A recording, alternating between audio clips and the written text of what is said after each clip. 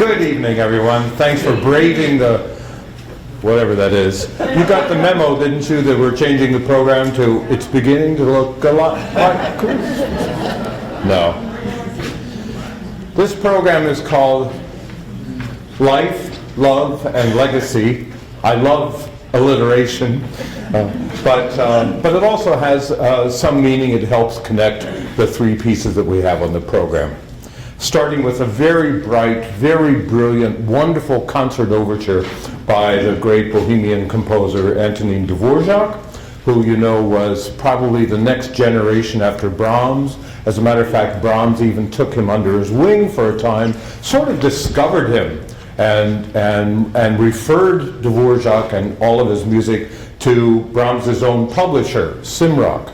And the rest is history, as they say, because his success was, even though he was popular at the time, his success was virtually guaranteed when it became known that he had an actual publisher. It was originally one of three overtures that he wrote, basically all at the same time, in 1891. If you ever attend a Music Appreciation 101 class, you will find out when you hear about Dvorak that he came to America in 1893 at the invitation of this lady, former musician and philanthropist, Jeanette Thurber, who had established just a few years earlier something called the American Conservatory of Music in New York City.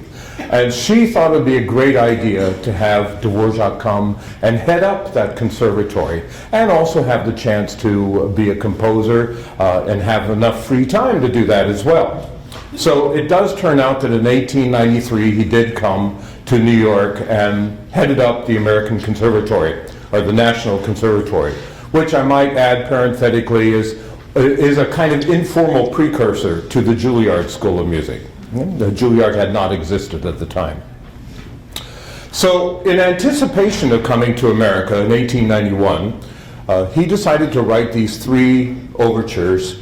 They're concert overtures. They're not overtures to a ballet or to an opera or to anything like that. They are simply a trilogy of three overtures, which he thought represented nature in three different ways. The first one he called Nature, the second one he called Love, and the last one he called Life. Ultimately, I think after they got published, he changed the titles, probably at the suggestion of the publisher, so that Nature became In Nature's Realm, which we actually performed about 2 years ago, I believe. And then there's this, the Carnival Overture, which represents life. And then the third one is now called Otello, based on Shakespeare's drama, but that's the one that was about love itself. So there we are with the three pieces, all having been composed within the same few months of time. He comes and he gets them premiered in Prague in 1891, and then comes to America, and in 1892, when Carnegie Hall was barely more than a year old. So that's the historical context. Carnegie Hall, which we now, of course, think, oh, it's been there forever. Well, not really. It was barely more than a year old. There was a celebration in 1892 of, subtract 400 years, and you get 1492, right? Christopher Columbus, and they were celebrating the fact that Columbus had discovered America. I'm just going to share with you an aside here. In 1992, the 500th anniversary, I was living in Omaha, Nebraska, where I was music director of the Omaha Symphony. I decided, it happened to be the same year as the 125th year of Nebraska statehood as well. So we had a double celebration that I could choose to program around as music director of the Omaha Symphony. I chose to celebrate the Native Americans, the ones already here when Christopher Columbus.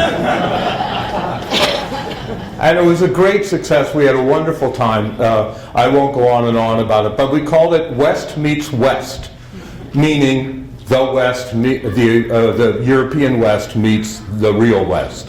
And it was all about celebration of Native American music. We even commissioned a piece that we had the Omaha tribal chanters performing with us, bringing them off the reservation, if you can believe that. And it was one of those great successes. Anyway, end of story, but I just wanted to share with you my pride over that concert because we got a lot of coverage. We were on CBS, we got public television coverage as well. It was just one of those moments that just stays in my brain as being a very significant concert. And it wasn't just a concert, it was a social event, because we even bussed people in the audience from their Omaha reservation. And to see that particular audience with a wonderful mixture of people like us, patrons, donors, normal symphony attendees, and then student body, because we did it in Lincoln at the university as well, and then also significant number of American Indians was just an amazing feeling. Anyway, going back to Dvorak, he goes to Carnegie Hall to do this piece in 1892, and it's a celebration of America. He also wrote a piece called The American Flag. I'm not sure if you're aware of that. It's not very often done, but it's an okay piece. Calls for chorus and singer and orchestra. And there were several other things. There was a man whose last name was Higginson who spoke at that. Now, that you might know if you're familiar with Boston history, there's another name, Higginson, Henry Lee Higginson, who was the founder of the Boston Symphony Orchestra. This apparently, Thomas Wentworth Higginson was apparently a distant cousin of his, so not terribly related, but he also comes from Massachusetts. So he was speaking about the wonders of Columbus discovering America, and it's just one of those kinds of concerts that we have where the music is not really the most important thing, but in fact the idea, the theme, the concept is the most important idea. And so Dvorak conducted with basically a pickup orchestra those same three overtures. This middle one that we're doing for you tonight, the Life Overture, or what we now call Carnival Overture, is probably the most successful. The In Nature's Realm, which we did a few years ago, is a more mild overture, doesn't really extend itself too much emotionally, but it's a great piece. And then the Otello Overture, the third one of the trilogy, is not done all that often as well. But Carnival Overture is bright and brilliant. When you listen to it, there's no introduction at all. We just start, boom, we go. And listen to, in the fast places, listen to the cymbals and the triangle and the tambourine. There's all kinds of wonderful, joyful jangles going on in this music. Thinking of it as a bohemian carnival, according to Dvorak, a person is walking out of the woods into town and comes across this merry festival going on in the streets of town, and all kinds of activity. It's just really exciting, really energetic, very uplifting, and certainly dynamic. And then it gets to the end of the first section, and everything quiets down, and suddenly we have just English horn playing, dee-da, dee-da, dee-da, and a nice flute solo on top of that, dee-da, dee-da, dee-da, da, dee-da, dee-da. It's really gorgeous. Dvorak said that was maybe two strayers, two people kind of finding each other in the dark after the festival had quieted down late at night. And then, of course, because it's a musical composition, we can't just leave it there. You can't ever have an A section and then a B section. You have to come back to A once again to wrap it all up nicely. And so he does that. And you hear much of the same material at the end after the quiet part as you hear in the very beginning. That's all there really is to say about the piece. It's interesting, I was looking around online even this morning just to find other program notes about the piece. I think the one article in Wikipedia, which I sometimes check, quite frankly, is like 3 lines long or something. So it's not there's not too much to talk about with this piece, but it's a great piece of music. Orchestras play it everywhere and a lot, and you will love it. I don't think we've ever done it before, as a matter of fact, here at Orchestra of Indian Hill. The second piece on the program is really significantly different. Significantly different. First of all, it's 21st century music. It calls for a soprano, actually a mezzo-soprano, and orchestra. I love to do song cycles with solo singers. There's so much great music out there, whether it be soprano or a mezzo or alto or tenor or a bass. There's a lot of fabulous music, and it's a great experience for the orchestra to be able to play accompaniment, to be able to be flexible rhythmically as you would have to be with a vocal soloist, and vocal soloists are always like that. This is a very special piece for me. When I first found out about it, it was recorded, by the way, by the Boston Symphony, and it was premiered by the Boston Symphony. It was composed by this composer named Peter Lieberson, who unfortunately is no longer with us, but it was somebody I knew when I was at Tanglewood as a conducting fellow a number of years ago. And I remember I got the chance, I'm not sure it was a great opportunity, but it was a chance. I actually performed the world premiere of a very radical, very dissonant one, a piece, can you believe it, that even I wasn't sure I liked very much. And it was a very difficult piece. We musicians struggled with it. It was performed during they used to have a weeks-long festivities called the From Music Festival, which was all contemporary music, just to kind of discover what's new out there and all that sort of stuff. So they gave me this assignment to do this piece. I was so happy to be done with that performance that I decided pretty much back then I was never, ever going to do a piece by Peter Lieberson again. Here I am. But despite the fact that I've set you up for something that's really aggressive and not very pretty, this is quite the opposite. As most composers do, when they're young, they're innovative and they're pushing the envelopes, whatever envelopes they can find, manila, whatever. They're pushing those, they're trying to create their own style. But generally speaking, composers, as they mature, will become much more, I don't want to say simple, but natural, much more organic. They want to write music that actually has some heart and soul to it. And that's the case here.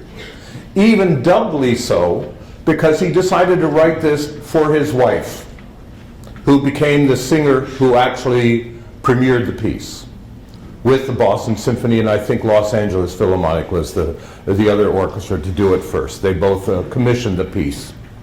So what I find interesting is that in, I believe it was 2006, the singer Lorraine Hunt Lieberson passed away at an early age of 50 from breast cancer.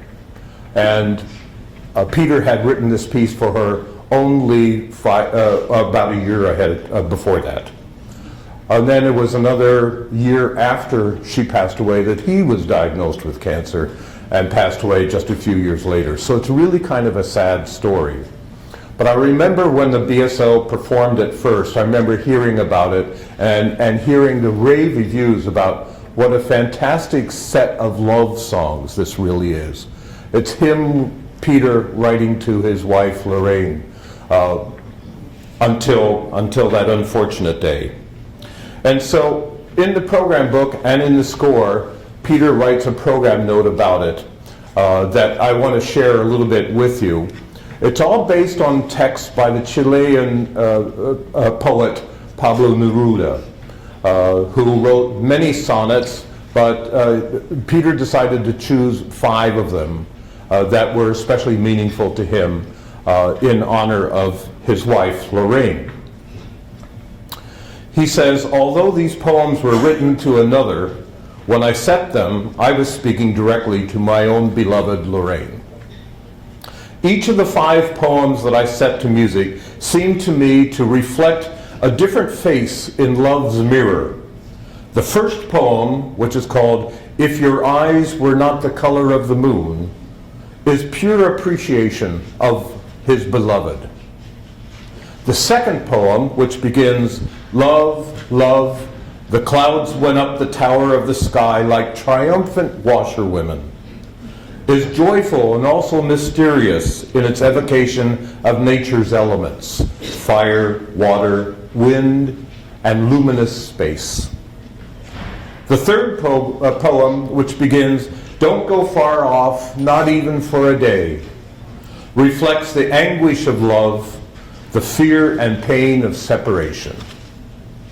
The fourth poem, "And Now You're Mine, Rest with Your Dream in My Dream," is complex in its emotional tone. First, there is the exultance of passion. Then, gentle, soothing words lead the beloved into the world of rest, sleep, and dream. Finally, the fifth poem, "My love, if I die and you don't," the second line of which is, "My love, if you die and I don't," is very sad and peaceful at the same time.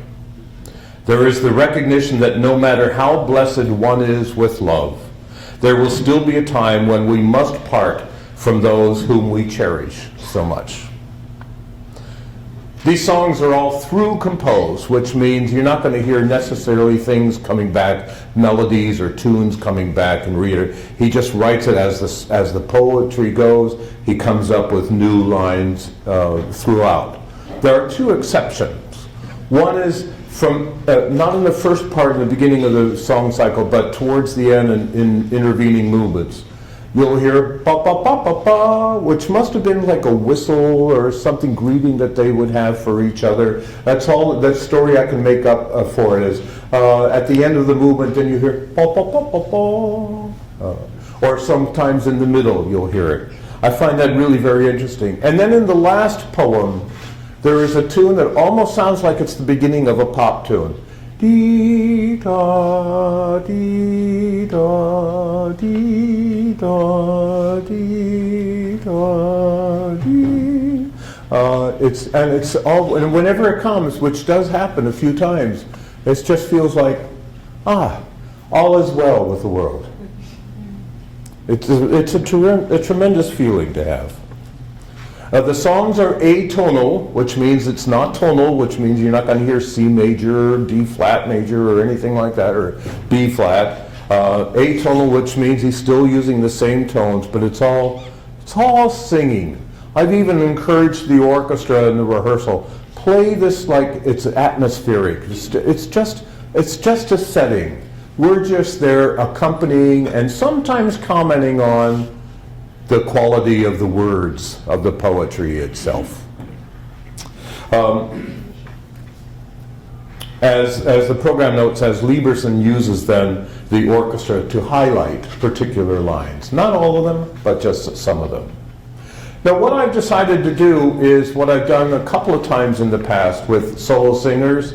Our lights are going to be up enough for you to be able to read the translations, because I don't want you to just sit there and watch Britt Brown singing words that have no meaning to you.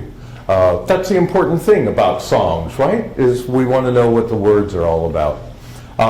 So we're bringing the lights up just ever so slightly enough to do that, but she's also going to read you the translation before each one of the 5 songs to put you in the mood for that particular song. So I know in the past some people think that maybe that's going to get in the way of the flow of the music, but I don't think so, because for me the most important thing is how you understand what those songs are all about. And maybe another time you can listen to them all 5 without having any interruption whatsoever. But I'm guessing this is going to be a first time for most of you listening to the piece.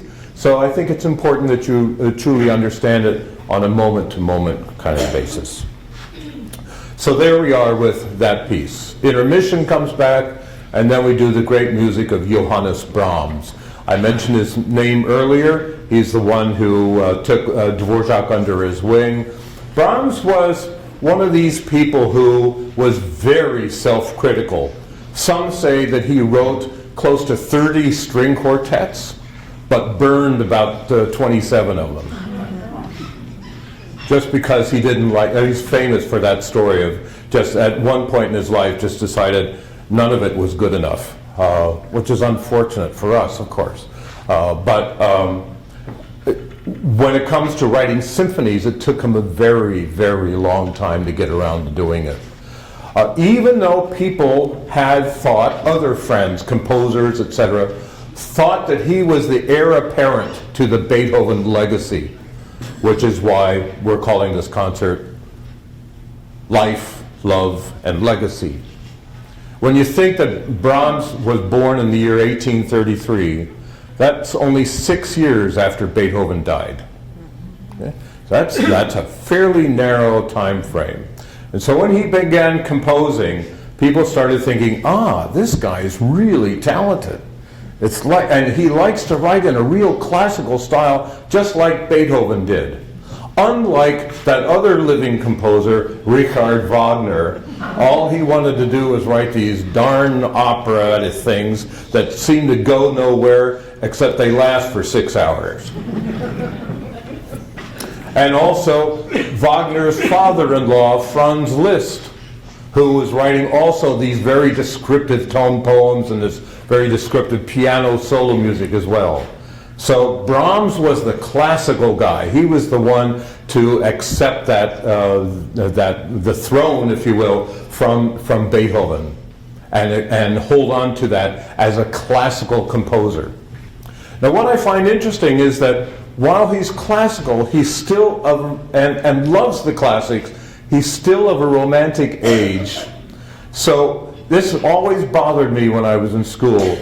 I could never figure out, what is it about Brahms? Is he classical or is he romantic? Because some of those harmonic progressions he has are really romantic stuff. Beethoven never would have done that. And yet, this formal structures of the pieces that he writes are so more rigid as Beethoven would write, really following the standard old forms.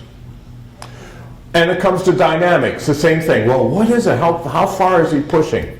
But you have to remember that at the end of Beethoven's life, he composed the Ninth Symphony. And the Ninth Symphony is famous for speaking of pushing envelopes, he pushed a whole padded envelope all the way, just doing all kinds of new things, incorporating singers in a symphony, going to 5 movements as opposed to 4 movements, having the Turkish music, jangles, cymbals and triangles and tambourines come in the last movement, all that kind of stuff. Even though the first couple of moves were very, very classical, but extroverted.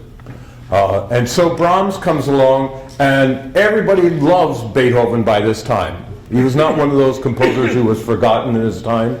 He was revered. And people are still looking, after Beethoven's passing, wants to say, who's going to be the next Beethoven? Brahms was the guy. But it took him a long time to get around to writing it. His first symphony that you're about to hear tonight wasn't finished until he was in his 40s. And it took him a good 12, 13, 14 years to get around to writing it to his own approval. I mean, that's a long time. But he finished it, and it became actually quite successful. Here's some comments about the movements. First movement is really quite aggressive, but it has one of the most spine-chilling beginnings to a movement that I've ever heard in any symphony.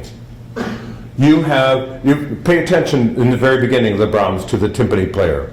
He's going dong, dong, dong, dong, dong, dong, dong, dong, for a long time, while the rest of the orchestra is just doing these unbelievably rotating chords and changes of notes just every once in a while. It's really an unbelievable feeling.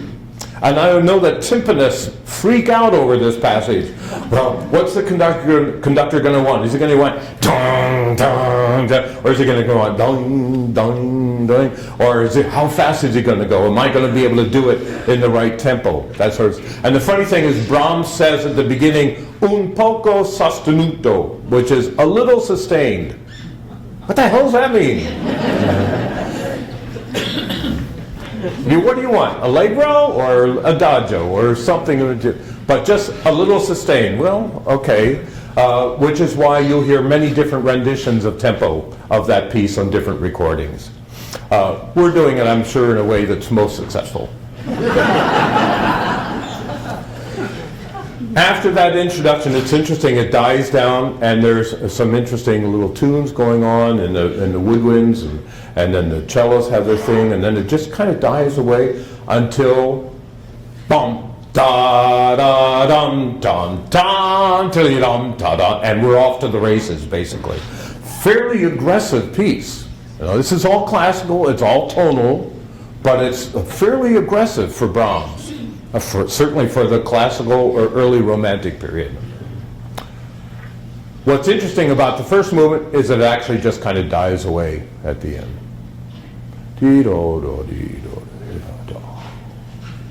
And we're done.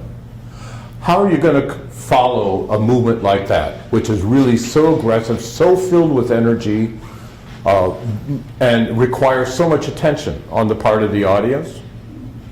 Well, he changes it to a brand new key and puts in one of the most gorgeous Brahmsian melodies I've ever heard. And it's very slow. It starts off, wrong octave, it's a little higher, but da da dee da da dee, ba ba ba dee da dee da. Then he builds it up, dee da dee da da dee da da dee da da dee, and it comes back.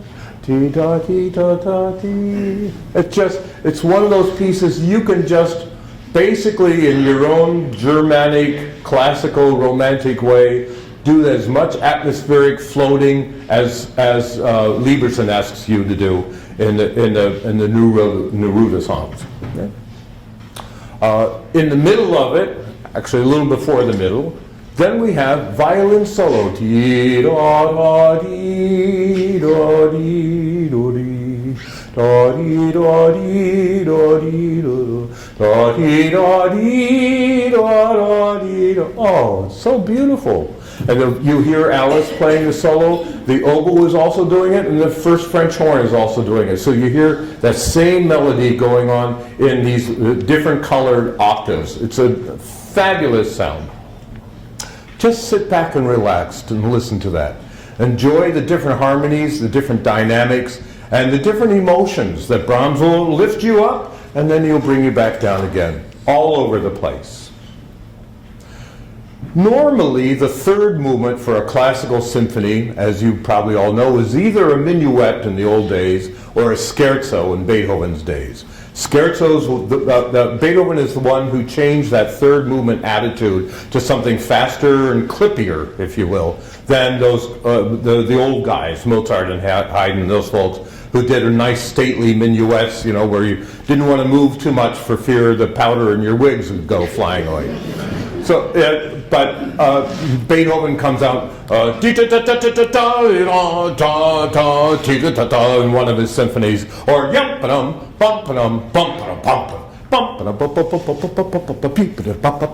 that's what we generally think of when we think of a scherzo.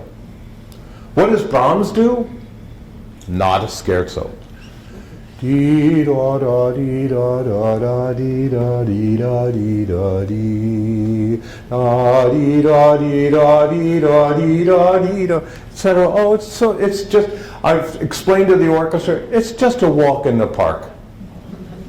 From my many music appreciation classes and music history classes and stuff, I have in my mind, every time I come to this movement, a famous picture of Brahms, who was fairly portly, walking in the woods with a cigar sticking out of him, and just strolling along a Sunday afternoon stroll, which is what this is for me. Dee da da dee da dee da dee da dee da dee da. There's a magical moment in the middle of it where the second violinists do dee da da, and then everybody goes ba ba ba dee da da ba ba ba. Really nice lilting, almost a scherzo, not really a minuet, but getting the feeling of threes, which we associate with with scherzos. So dee da dee da pa pa pa dee da dee pa pa pa dee da da dee da dee da da dee da da dee da da da, and then it builds up and comes back down, and finally at the very end of the movement you hear cellos and basses playing dee da da, and it's over. Hardly any space between that movement and the fourth movement, and coming out of that ba, cellos and basses and violas will play dee da da, there's that same note da, and then they go one more note ba, and that's where violins come da dee da da dee da, big, fairly dramatic. This is one of the first times where, certainly the first time for Brahms, where the last movement becomes the weightiest movement. The first movement was the aggressive one. He needed to have two movements of repose before going on to the weighty movement of the final movement. And just two comments about it, and then I'll let you go. Da dee, the violins do da dee da da dee da, a kind of a minor key, which translates later on to what people, ever since it was first heard, have called this the Beethoven's 10th melody. Because then Beethoven's 9th is dee da da dee da dee da da da. We know that? So da da dee da dee da da dee da da dee da dee da. And did you notice? Did you catch it from the beginning when the violin starts? Da da da dee da da. That's the same tune, but in the minor. So finally, all the strings get to do the major. Da dee da dee da da. Okay. But before that, there's a gorgeous moment where the horns comes in, ba dee da da, which is an Alp horn, and it's thought of as it came about. Brahms wrote those few notes on a postcard to his dear friend Clara Schumann when he was in the mountains. And he was writing to her because they had some difficulty in their relationship at that point. And he was writing and saying he was thinking of her as he heard this Alp horn melody. Ba, ba, da, ti, da, ta. And then the flute does it also. Be, da, da, dee. It's really fantastic. And then another really interesting moment is you hear a chorale. Ba, dee ta ta ti ta ti ta ta ti ta. Normally we would expect that Brahms took some sort of either a college drinking song like he did in the Academic Festival Overture, or some other folk type melody and set that for some reason in that movement. I can't find any resource that tells me that that's the source of it, but it's A, E, E, F. Now he was known for this motto, F-A-E, which stands for Frei, aber einsam, which is a motto that he and his friend Robert Schumann and Joseph Joachim, the great violinist, had in mind. Frei, free, aber, but einsam, lonely. Free but lonely. In the third symphony by Brahms, he does F-A-F, frei, aber, froh, joyful, happy. Really kind of interesting. And I think that's it. And you hear that great chorale come in towards the very end of the last movement, where it sounds, it's the climax of it. The whole orchestra, the trombones are playing with us. Trombones don't get to play until the last movement. But we have da ta ta ta. Somebody in the orchestra told me the other day, first time we rehearsed it, I thought there was a pipe organ playing along, because it's just a wonderful orchestration of that particular chorale. It's a great uplifting work. It's a piece that the world over loves. And I know you'll enjoy hearing a great live performance of it tonight. Thank you for coming out tonight. Thank you. Question from Ms. Brown. I understand that instrumentalists have to practice many, many hours a day to achieve the full quality of their art. And I was wondering, for a vocalist, how many hours a day do you have to practice, and do you run the risk of damaging your voice by over-practicing? To answer your question regarding damaging, absolutely. So we practice in more ways, and instrumentalists do this as well, but we practice in more ways than one. So generally I try not to sing, and full disclosure, I have a full-time day job. So I speak all day at my job, and in order to have enough gas in the tank, so to speak, when I get home, I try to be as smart as I possibly can. I warm up low and slow, and I practice for probably an hour to an hour and a half singing every day, usually taking a day off during the week. And usually it's a Sunday because I have a church gig and I'm singing at my church gig anyways. So instead of just singing all the time, I'm also looking into the translation, practicing rhythm, just so much as staring at the score, which I'm sure Bruce has done a lot of, analyzing the score, kind of putting it in my brain in more ways than just singing all the time. Because yes, you can wear out the instrument, and of course you want to stay nice and fresh. Thank you. For Miss Brown, terrific performance, both the translation and the singing of the Neruda song. Thank you. Question for Bruce. It might be a heretical question. Is there any legal or contractual problem with singing Neruda's song in English? That's hearsay.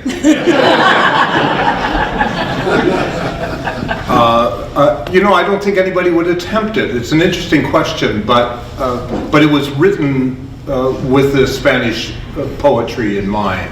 So I think it would be unusual and probably unexpected and probably not appreciated all that much to sing it in English, because it just wouldn't have the same flow and the same inflection of the language. Am I right? Totally. Yeah. Good question. There's one right here. Thank you for your performance, Ms. Brown. Thank you. Really enjoyed it. Do you have a preference for what language you sing in? Do you find one language easier to sing in than another? Or? I find that I'm better at singing in other languages than others. Just ones that I've had more study with, or ones just kind of that flow better for me. I really like singing in German, and a lot of people don't like necessarily listening to singing in German so much, but the vowels are very direct, and singing in German I find very closely mirrors speaking in German. So it's a lot of closed vowels, not so many diphthongs, and it's more straightforward, I think. And it's also more fun to speak Achlauts and Ichlauts, and I'm a pretty sassy individual, and I feel like German brings that across the best. But Spanish was a lot of fun. And you might remember she was with us last year singing Hebrew. Yeah. Maestro, I so much enjoyed watching you. You're so expressive. It was really, really exciting. Thank you very much. Thank you. I didn't notice you turning any pages of the score for the Brahms. I'm wondering if you have it memorized? Yes, I do. Wow. Yeah.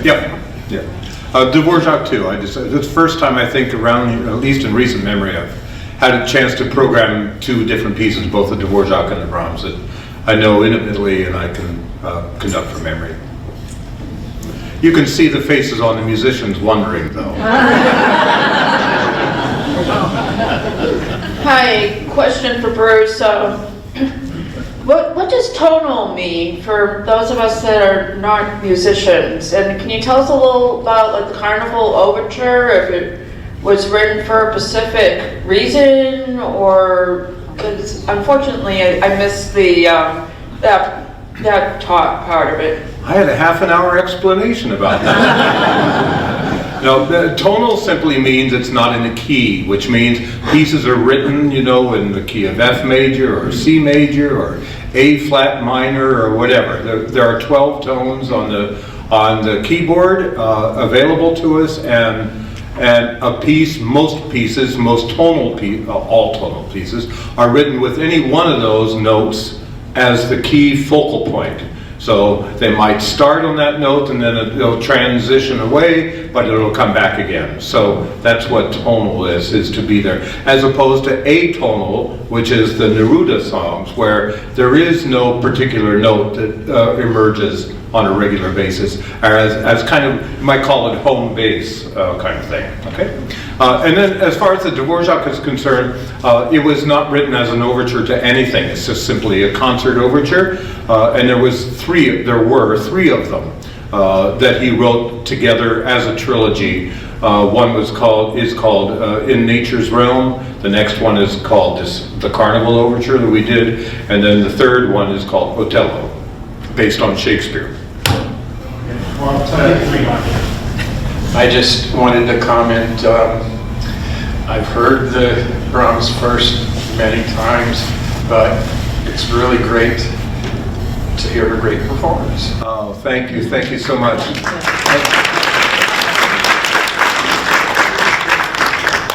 And so much better than on a recording at home, don't you think? To be able to watch the activity that's actually going on. That's what I love about live performance. One more question? Oh, two more. I hate to hog the microphone, but I have many questions that I could ask this Britt. And this one is, I enjoyed your beautiful tone so much.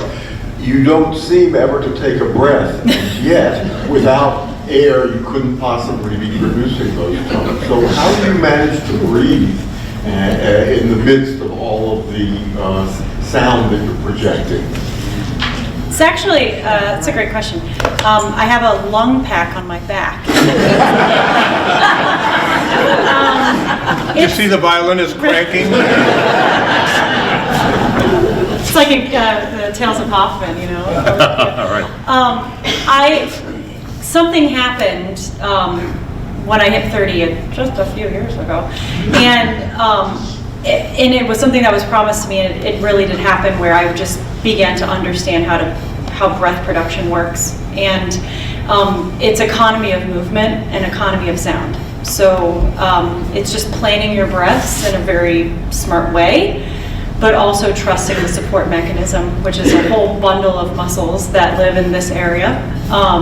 And it's not as big of a deal as I used to make it. So unfortunately, I can't really explain it to you in any technical terms because I just kind of aged into it. But it's trusting the breath, just as if you're a swimmer and you have a rhythm when you're doing forward stroke or whatever it's called.